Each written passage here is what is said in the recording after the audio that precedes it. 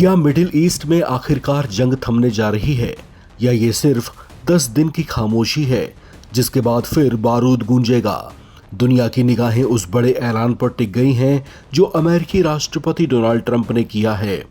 Israel और Lebanon के बीच 10 दिनों का संघर्ष विराम। जी हां, 1 महीने से ज्यादा समय से जारी खून खराबे, बमबारी और तबाही के बीच ये खबर किसी बड़े ब्रेकिंग पॉइंट से कम नहीं है। लेकिन सवाल है, क्या ये सच में शांति की शुरुआत है या किसी बड़े गेम की तैयारी। वॉशिंगटन से आई इस खबर ने पूरी दुनिया को चौंका दिया। डोनाल्ड ट्रंप ने दावा किया कि उनकी सीधी बातचीत के बाद लेबनान के राष्ट्रपति जोसेफ ऑन और इजराइल के प्रधानमंत्री बेंजामिन नेतन्याहू इस संघर्ष विराम पर सहमत हुए हैं। ट्रंप ने कहा कि यह सीजफायर लागू हो जाएगा, यानी बंदूकें खामोश होंगी, मिसाइलें रुकेंगी और शायद इंसानी जानें बचेंगी। लेकिन क्या ये शांति टिक पाएगी, ये बड़ा सवाल है।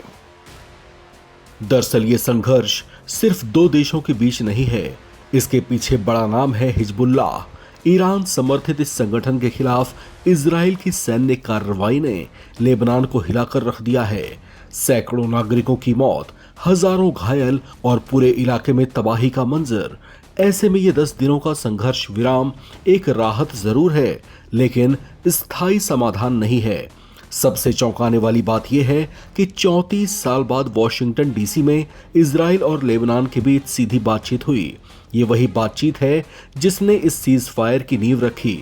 अमेरिकी विदेश मंत्री मार्को रूबियो की मौजूदगी में हुई इस मीटिंग को बेहद अहम माना जा रहा है।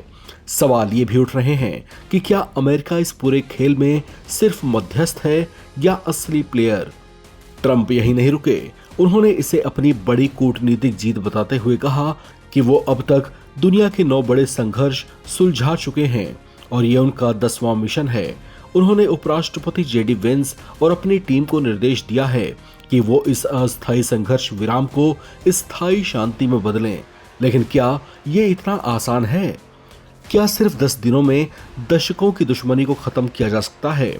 और कहानी में एक और बड़ा ट्विस्ट, डोनाल्ड ट्रंप ने नेतन्याहू और जोसेफ ऑन को व्हाइट हाउस में बुलाने का न्योता दिया है। अगर ये मुलाकात होती है तो 1983 के बाद पहली बार दोनों देश इतने करीब बैठकर शांति की बात करेंगे। ये इतिहास भी बन सकता है या फिर एक और असफल कोशिश। तो अब सबसे बड़ा सवाल, क्या ये 10 दिन मिडिल ईस्ट का भविष्य बदल देंगे या ये सिर्फ एक ब्रेक है, तूफान से पहले की खामोशी जैसा।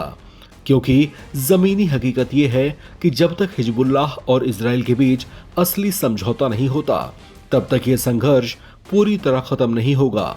फिलहाल दुनिया इंतजार कर रही है इन 10 दिनों का और इसमें गुजरने वाले हर एक दिन का, क्योंकि यही तय करेगा कि आगे शांति आएगी या फिर एक और भयानक युद्ध शुरू होगा।